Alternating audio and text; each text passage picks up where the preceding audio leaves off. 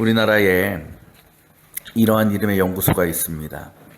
한국기업평판연구소라는 거. 처음 들어보시죠? 근데 이 연구소가 하는 일들에 대해서는 많이들 아실 겁니다. 여기가 뭐 하는 데냐면 이제 다양한 빅데이터를 분석해서 매달 각 분야별로 가장 영향력 있는 인물이나 기업인이나 기업들을 선정해서 이제 순위를 매기는 일을 합니다. 우리가 브랜드 평판이라고 여러분 들어보셨을 겁니다. 이 브랜드 평판을 이 연구소에서 이제 하는 거예요. 여러분, 이 브랜드 평판에서 높은 순위에 오른다라는 것은 어떤 의미일까요? 그만큼 많은 이들에게 호감을 받고 또 긍정적인 영향을 끼친다라는 것을 우리는 그것을 통해서 알 수 있게 됩니다.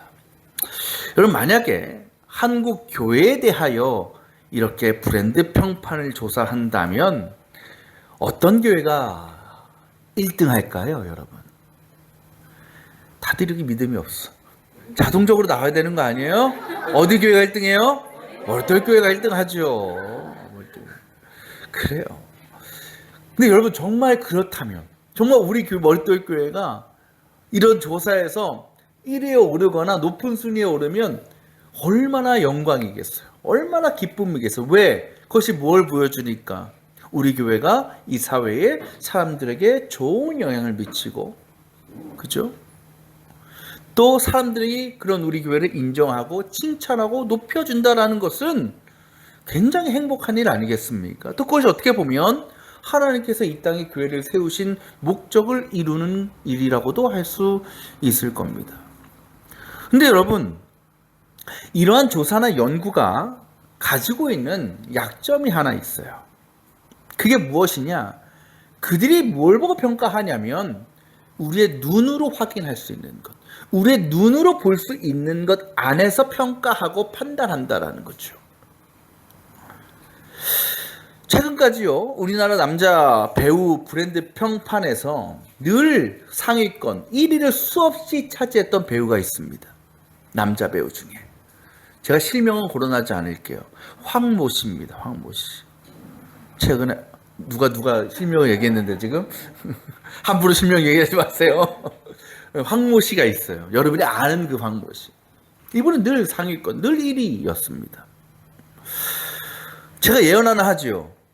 이제 9월달 되면 또 새로운 브랜드 평판 배우 순위가 나올 겁니다. 제가 이전의 순위를 확인하지 못했어요. 제가 예언하기로 이분의 순위가 9월달에는 떨어질 것입니다. 저는 예언합니다, 여러분. 여러분 아실 거예요. 이 배우에 대한 어떤 사생활 의혹이 얼마 전에 폭로가 됐죠. 또 그 상대와의 대화 내용도 공개가 됐습니다. 이 소식을 듣고 수많은 사람들이 큰 충격을 받았습니다. 왜? 이 배우에 대한 평소 대중들의 시선과 이미지와 평가가 좋았기 때문이죠. 평소 그 사람의 행실과 어떤 삶을 생각하면 이러한 일은 도저히 상상할 수 없는 일이었습니다. 특히 그는요, 방송에서 늘 아내에 대한 얘기를 많이 했어요. 애처가로 소문이 났습니다. 물론 정확한 사실 여부는 밝혀지지 않았죠. 그러나 이런 의혹에 연루되었다는 것 자체로 이 배우에 대한 대중적인 이미지는 타격을 받을 수밖에 없습니다. 저는 이런 사건들을 보면서 이렇게 생각을 하게 됩니다. 그래, 나의 눈에 보이는 모습이 전부가 아니구나. 겉과 속이 다를 수 있겠구나라는 거죠. 근데 여러분, 솔직히 우리의 모습도 그렇지 않습니까? 우리가 인생을 살아가면서 수많은 사람들을 만나고 관계를 맺고 공동체 안에서 살아갑니다. 우리 교회도 그러한 공동체지요. 근데 여러분이 속한 공동체의 사람들이 여러분을 어떻게 평가하고 어떻게 판단하고 있습니까? 여러분이 볼 때 저는 어떤 사람이라고 여러분은 생각하십니까? 착하고 배려심 있고 친절하고, 다들 표정을 보니까 전혀 동의하는 표정이 아니어서 좀 섭섭한데, 온유하고 그런 것 같지 않아요, 여러분? 근데 여러분이 저를 보는 모습 판단과 제 아내가 저를 향해서 하는 판단은 같을까요? 다를까요? 어떤 게 다르다고 확신할 수 있어요? 굉장히 섭섭하네? 다를 거예요. 왜? 저에 대해서 아는 지식이, 경험이 여러분과 제 아내는 다르기 때문에. 제 아내는 더 깊거든요. 관계가 깊거든요. 그러니까 저에 대해서 여러분이 모르는 것들을 더 많이 알 수 있을 겁니다. 저도 마음 같아서는 저는 여러분이 보는 것과 똑같습니다 라고 얘기하고 싶지만, 또 그렇게 살아야 되겠지만, 솔직히 그렇지 못한 모습이 저에게도 많이 있다라는 거죠. 그러니까 여러분이 저를 볼 때는 부분만 보고 판단하는 거예요. 전체가 아니라. 근데 사실 그럴 수밖에 없지요. 여러분이 어떻게 저의 속마음까지 알겠어요? 저 어떻게 깊은 생각까지 알겠습니까? 어떻게 가정생활까지 알겠습니까?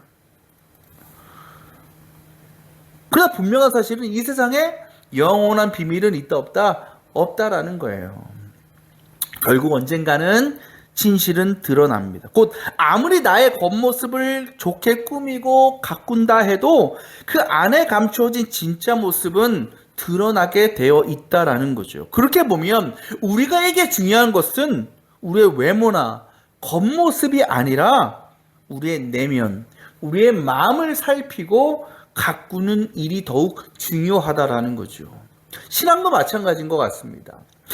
오늘 말씀의 앞부분을 보면 바리새인과 율법학자들이요 예수님을 찾아와서 막 따지고 항의합니다. 그러면서 예수님에게 뭐라고 소리치냐면 당신의 제자들은 어찌하여 장로들의 전통을 어깁니까? 그래서 뭐라고 얘기하냐? 제자들은 빵을 먹을 때 손을 씻지 않습니다 라고 고발하고 있는 겁니다. 예수님께. 예수님의 제자들이 뭐 했다고요? 손 씻지 않고 밥을 먹은 거예요. 여러분, 이러한 지적이 가능해요? 안 가능해요? 할 수 있어요? 없어요? 충분히 할 수 있지요. 어린 자녀들을 둔 부모들이 가장 많이 하는 잔소리가 뭡니까?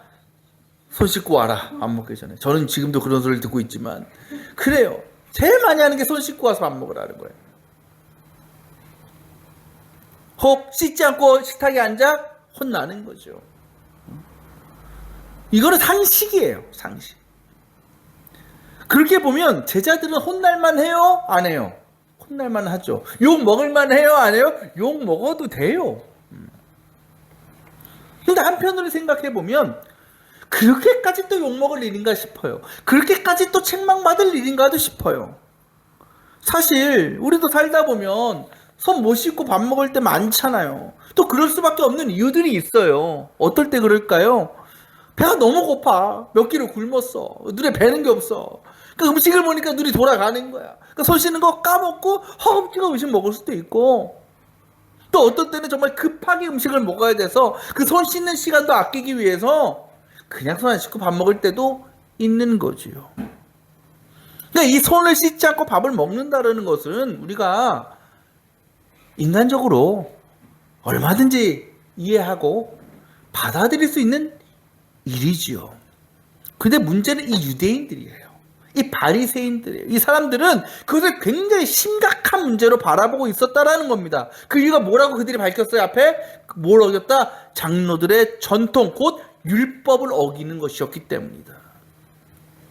하나님께서 이스라엘 백성들을 이집트에서 이끌어내신 후에 그들과 새로운 언약을 맺으십니다. 그때 지도자 모세를 통해서 이스라엘 백성들이 언약 백성으로서 지켜야 될 규례를 가르쳐 주셨죠. 그것이 무엇입니까? 10계명입니다. 말 그대로 10가지의 계명을 그들에게 주신 겁니다. 너네가 나와 언약 백성이야? 그럼 이걸 지켜야 된다. 이것이 그 증거다. 그런데 이후에 유대인들이 그 계명을 쪼개서 수많은 규칙과 규례를 만들어냈죠. 그게 총 몇 개입니까? 613개입니다. 그것이 율법입니다. 이 율법을요, 유대인들, 특히 정통주의자들은 목숨을 걸고 지켰습니다. 근데 그들에게 그 613개의 규례 가운데 어떤 것들은 중요하고 어떤 것들은 중요하지 않은 것은 없었습니다. 특히 10계명과 그들의 율법을 비교했을 때에 십계명이 더 중요하고 율법이 덜 중요하다? 그렇지 않았다라는 거예요. 그들에게 십계명도 600개의 율법도 똑같이 중요했다라는 겁니다. 이것이 무엇을 의미하는 것이냐? 십계명에 이런 계명이 있죠. 살인하지 말라. 큰 죄지요. 근데 말씀드린 그 율법에 있는 한 계명, 밥을 먹기 전에 손을 씻으라. 이 두 계명 다르다고요? 똑같다고요? 유대인들에게는 똑같아요. 그러면 살인하지 말라 라는 그 율법을 어기는 것과 음식을 먹기 전에 손을 씻으라라는 그 율법을 어기는 것과 그 책임감이 같을까요? 다를까요? 그들에게 똑같다라는 거예요. 그러니까 유대인들은 우리가 생각할 때는 손 씻자고 먹을 수 있지 뭐 급하면 그게 뭐 대수야? 라고 할 수는 일이지만 유대인들에게는 우리가 손을 씻지 않았다라는 것은 어떤 죄를 저지른 것과 똑같다? 살인죄를 저지른 것과 똑같은 것이 되는 겁니다. 그럼 여러분, 우리는 다 살인죄를 저지른 사람들이지. 그렇게 따지면 여러분 예배 끝나고 식사할 때 손 깨끗이 씻고 식사하시는 분? 제가 안 그러니까 이렇게 말씀드릴 수 있는 거예요. 유대인들이 볼 때는 우리 그런 범죄자가 되는 거예요. 그래요. 제자들을 그렇게 바라봤다라는 거죠. 근데 여러분 예수님께서 그런 유대인들의 인식에 대해서 율법에 대한 생각에 대해서 모르셨을까? 알고 계셨어요. 그리고 예수님도 율법 자체를 부정하지 않으십니다. 중요하게 생각하셨습니다. 지켜야 된다라고 말씀하셨습니다. 그러면 그때 예수님은 이렇게 반응하셔야 되지 않을까요? 제자를 따로 불러가지고 너는 왜 그랬냐? 다음부터는 꼭 조심 좀 해라. 꼭 손 씻고 먹어라. 또 그 유대인들에게 가서는 미안해. 이거 한 번만 좀 눈 감고 넘어가줘. 내가 잘 다 잃을게. 이렇게 넘어가야 되지 않겠습니까? 근데 예수님은 그렇게 하지 않으십니다. 예수님은 이 상황에서 어떻게 반응하시냐면 우선 제자들에게 뭐라고 말씀하시느냐? 우리가 읽지 않았지만 11절에 이런 말씀이 있습니다. 입으로 들어가는 것이 사람을 더럽히는 것이 아니라 뭐가 더럽힌다? 입에서 나오는 것이 사람을 더럽힌다. 여러분 이 말씀은요 바리새인들 율법주의자들의 어떤 신앙과 생각과는 완전히 배치되는 겁니다. 왜? 유대인들이요 유대인 생각은 이거예요. 손을 씻지 않고 더러운 손으로 음식을 먹는 것이 죄인 이유는 더러운 손이 닿은 음식도 뭐해지는 거예요? 더러워지는 거예요. 그리고 더러워진 음식을 내가 먹으면 그 음식이 들어간 내 몸도 어떻게 된다? 더러워진다라는 거예요. 그게 유대인들의 주장입니다. 근데 예수님은 그렇지 않다라고 말씀하시는 거예요. 그 바리새인들은 사람의 입에 들어가는 것이 그 사람을 부정하게 한다고 얘기하지만 예수님은 오히려 그 입에서 그 몸에서 나오는 것이 그 사람을 부정하게 한다라고 분명히 말씀하시고 계시는 것입니다. 그러면서 그 손을 씻지 않고 음식을 먹은 제자들을 비난한 그 유대인들을 향해서 주는 뭐라고 책망하시느냐? 너희는 눈먼 사람을 인도하는 장님과 같다. 너네가 장님이면서 장님들을 인도하고 있다라고 분노하고 계시는 겁니다. 왜 예수님은 그들에게 이렇게까지 말씀하시는 것일까? 그 이유를 3절 말씀에 주님은 이렇게 밝히십니다.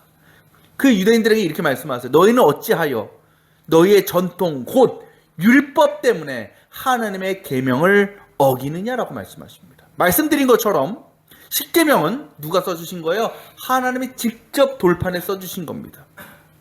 반면 율법은 그것을 토대로 누가 만들어낸 거예요? 사람이, 인간이, 유대인들이 만들어낸 규례입니다. 그것을 주님은 전통이라고 부르고 계시는 겁니다. 여러분 하나님의 계명은 변해요 안 변해요? 변하지 않죠. 불변한 진리입니다. 반면 사람이 만든 전통은 어떻습니까? 우리나라도 전통들이 있었지요. 근데 그 수백 년 전의 전통이 지금까지 이어집니까? 아니죠. 시대에 따라서, 세대에 따라서, 대상에 따라서 달라지기도 하고 변화되기도 하고 없어지기도 합니다. 곧 전통이라는 것은 완전한 것이 아니라는 거지요. 그렇다면 하나님의 율법과 십계명과 유대인들의 전통은 절대로 같은 것이라고 볼 수 없는 겁니다. 굳이 나눈다면 10계명의 중요성은 율법보다 훨씬 더 크고 훨씬 더 높을 수밖에 없는 거죠. 문제는 유대인들은 그렇게 생각하지 않았다라는 거죠. 그들은 10계명과 전통을 똑같이 봤습니다. 아니, 오히려 때로는요, 그들이 정한 율법을 10계명보다 더 높은 수준의 것으로 생각했습니다. 그 대표적인 예가 하나 있는데, 고르반이라는 제도입니다. 고르반. 여러분 들어보셨어요? 고르반? 이 고르반이란 말이 히브리어로 카로브에서 나온 말인데, 이 카로브는 어떤 뜻이야? 접근하다, 가까이 가다라는 뜻이에요. 여기서 파생된 고르반이 뭐냐? 하나님께 가까이 나아가기 위해 드리는 예물을 뜻합니다. 그러니까 뭐 헌금, 쉽게 말하면 헌금 정도 되겠죠. 우리도 뭐 헌금할 때 거룩하게 구별해서 드리잖아요. 그런 의미일 겁니다. 당시 율법을 보면요, 자신의 재산 중에 내가 이건 고르반이야, 하나님께 드려야 되는 물질이야 라고 내가 정하고 구별되었으면 그것은 절대로 그 목적 이외의 용도로 사용할 수 없었습니다. 반드시 하나님께 드리는 것으로 사용했어야 돼요. 여러분, 이것만 들으면 좋은 제도에 안 해요. 좋은 제도죠. 참 거룩한 제도 아닙니까? 근데 문제는 유대인들이 이것을 악용했다라는 거죠. 어떻게? 예를 들면 이런 거예요. 내 부모가 있어요. 내 부모님이 경제적으로 너무 어려워요. 가난해요. 그러면 자녀들이 어떻게 해야 돼요? 도와드려야죠. 경제적인 지원을 해드려야죠. 왜?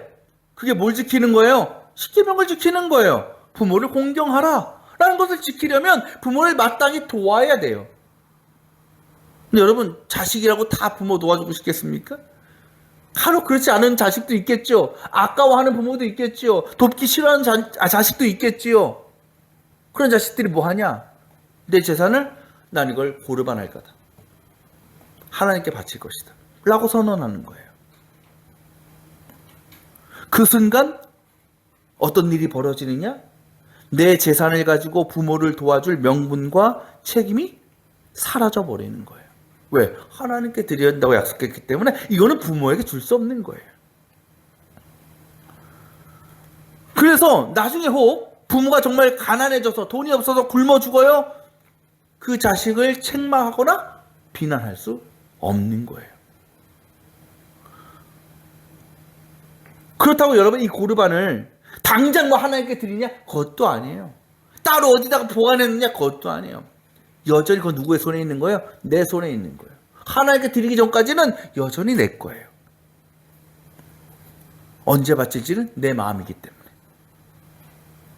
곧 이 고르반이라는 제도는 자신의 재산이나 소유는 끝까지 지키려 하면서도 부모를 돕지 않았다라는 비난을 피하고자 하는 일종의 종교적 사기와 같았다라는 겁니다. 여러분, 이래도 좋은 제도예요? 이래도 거룩한 일입니까? 하나님께 더욱 가까이 나아가기 위해 만들어진 이 제도가 오히려 하나님의 뜻과는 멀어지게 하는 악한 도구가 되었다라는 거죠. 예수님은 지금 그런 유대인들의 위선을 꼬집고 계시는 것입니다. 그래요. 많은 유대인들이 율법을 잘 지킵니다. 그 목적이 뭐냐? 나를 위해서, 나의 만족, 나의 유익을 위해서, 나를 드러내기 위해서. 그들에게 중요한 것은 율법을 지킴으로써 드러나는 자신의 겉모습이었어요. 겉으로 깨끗해 보이고 신실해 보이고 착해 보이면 그들은 그것으로 만족했고, 더 나아가 그것이 자신을 구원할 것이라고 그들은 믿었습니다. 하지만 그런 그들을 향해서 주님은 분명히 말씀하십니다. 입으로 들어가는 것이 아니라 그 입에서 나오는 것이 사람을 더럽힌다. 그러면서 오늘 말씀에 그 이유를 이렇게 말씀하십니다. 입에서 나오는 것들은 마음에서 나오는데 그것이 사람을 더럽힌다는 거죠. 결국 사람을 더럽히는 것은 무엇이다? 우리의 마음이라는 거예요. 내면이라는 거예요. 바리새인들이나 율법학자들은 그저 음식 먹기 전에 손 잘 씻는 것으로, 자신의 부모를 돌보지 않기 위한 목적일지라도 나의 것을 하나님께 내어드렸다라고 고르반한 것으로 나는 의로운 사람이야, 나는 거룩한 사람이야 라고 자부하였습니다. 하지만 예수님에게 그런 그들은 가장 악하고 추악하고 부정한 사람들이었습니다. 왜? 예수님에게 선함과 정결함의 기준은 외적인 행위나 겉모습이 아니라 그 사람의 마음과 중심이기 때문이죠. 물론 여러분, 마음에 악한 생각을 가지고 있는 사람도요, 의식적으로 억지로 겉모습을 좋게 보일 수는 있겠죠. 선하게 보여질 수는 있겠죠. 하지만 그것이 그 사람의 진짜 모습이라고 절대로 말할 수 없습니다. 어떻게 보면 그것은 다른 사람들을 속이는 속임수일 뿐입니다. 가면을 쓴 것일 뿐입니다. 하지만 마음이 깨끗한 사람, 늘 선하고 좋은 마음을 품고 살아가는 사람은 그것이 그렇게 하지 말라고 해도 자연스럽게 그의 삶과 행실로 드러나게 되어 있다는 거죠. 그래요. 이 유대인들은 자신들의 신앙을 오직 율법을 통해서 드러내려고 했습니다. 그렇게 나의 마음과 진심을 숨기고 그저 사람들에게 잘 보이기 위한 수단, 자신이 원하는 것을 누리기 위한 수단으로 그 율법을 지켜나갔습니다. 그런 그들에게 신앙은 그저 의식적인 행위에 불과한 것이었습니다. 그런 그들을 이렇게 부르지요. 종교인이다. 종교 생활하는 사람이다. 하지만 예수님과 제자들은 어떻습니까? 그들은 겉모습은 신경 쓰지 않습니다. 그래서 때로는 음식을 먹기 전에 손 씻는 일도 종종 까먹기도 하고 늘 이곳저곳을 돌아다니느라 그들의 몸과 옷은 늘 지저분했습니다. 그럼에도 그들은 그것을 절대로 부끄럽거나 창피하게 생각하지 않았습니다. 왜 그렇습니까? 바로 예수님과 다른 사람들을 위해 열심히 사역하고 섬기느라 그렇게 된 것이기 때문이죠. 그들에게 중요한 것은 어떻게 하면 사람들이 우리를 우러러볼까? 어떻게 하면 우리를 존경할까? 어떻게 하면 사람들로부터 거룩하다고 인정을 받을까가 아니라 어떻게 하면 주님께 받은 은혜를 더 많은 사람들에게 전하고 베풀 수 있을까? 어떻게 하면 내가 하나님께서 기뻐하시고 원하시는 일을 더 잘 살아낼 수 있을까? 였다라는 거죠. 그런 그들의 삶과 모든 행위는 그들의 마음을 가득 채우고 있는 주님을 향한 믿음과 사랑에 근거한 것이었습니다. 그들은 정말 참 신앙인이었다라는 거죠. 위대한 신학자 토마스 아퀴나스는 이렇게 말합니다. 사람은 행위를 보지만 하나님은 의도를 보신다. 사람은 그 사람의 행하는 겉모습, 결과를 보지만 하나님은 왜 그가 그 일을 하는지, 어떤 마음으로 그 일을 감당하는지를 보신다라는 거죠. 그래요. 하나님은 우리의 행실 자체가 아니라 우리의 의도를, 우리의 행실이 아니라 우리 마음속에 있는 깊은 소원을 중요하게 생각하십니다. 우리가 외면적인 규칙을 지킨다고 절대로 선한 사람이 될 수 있는 것이 아닙니다.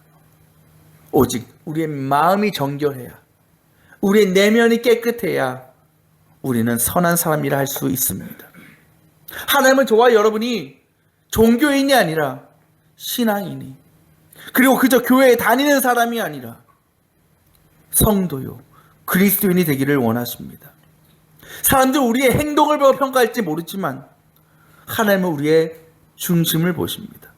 사람들은 우리의 겉모습만을 보고 우리의 믿음이 좋다고 말할 수 있을지 모르지만 하나님은 우리를 행동하게 만드는 그 마음의 동기를 살펴보십니다. 그래서 신앙이라는 것은 겉모습을 꾸미는 것이 아니라 우리의 마음을 하나님께 내어드리는 일인 것입니다. 지금 우리는 어떻습니까? 이 시간 하나님 앞에 나와서 예배는 드리고 있는데 우리 안에 하나님을 사랑하는 그 마음은 식어 있지 않습니까? 봉사와 섬김은 감당하는데 그것이 자원과 기쁨이 아니라 그저 억지로 마지못해 하는 일은 아닙니까? 또 그 일을 통해서 사람들의 인정과 영광을 기대하고 있지는 않습니까? 기도는 열심히 하는데 그 기도가 하나님이 아닌 오직 나의 뜻과 나의 소망을 이루기 위한 것은 아닙니까? 그런 우리에게 주님 말씀하시는 겁니다. 너희의 마음을 씻어야 된다. 사는 여러분, 다윗이 위대한 왕이었지만 큰 죄를 지었죠. 우리의 아내 밧세바를 이제 자신의 아내로 취하려고 했던 겁니다. 그때는 죄인지 몰랐어요. 나중에 깨닫습니다. 그때 다윗이 하나님 앞에 이렇게 고백합니다. 시편 51편의 말씀입니다. 하나님, 내 속에 깨끗한 마음을 창조해 주시고 내 속을 견고한 심령으로 새롭게 하여 주시옵소서. 다윗이 가장 먼저 고백한 것은 무엇이라고요? 주님, 제 마음을 깨끗게 하여 주시옵소서. 이것이 오늘 우리의 기도가 되어야 될 줄 믿습니다. 물론 우리는 완벽한 사람이 될 수 없습니다. 때로는 실수하기도 하고 부족한 모습을 보일 수도 있습니다. 그러나 하나님께서 원하시는 것은 완벽한 사람, 흠없는 사람이 아니라 하나님 앞에서 자신의 마음을 숨기지 않고 날마다 새롭게 하시는 은혜를 구하는 사람입니다. 바라기는 우리 모든 성도들이 사람들에게 좋게 보이기 위해서 애쓰기보다 하나님 앞에서 바른 믿음, 선한 마음을 지켜 나갈 수 있는 성도들이 되기를 원합니다. 그 우리의 마음이 주님의 사랑으로 채워질 때에 우리의 말과 우리의 행동은 달라질 수밖에 없습니다. 그리고 그때 우리의 가정과 일터와 교회를 통해 우리 안에 있는 그 예수님의 사랑과 은혜가 자연스럽게 흘러나가게 될 줄 믿습니다.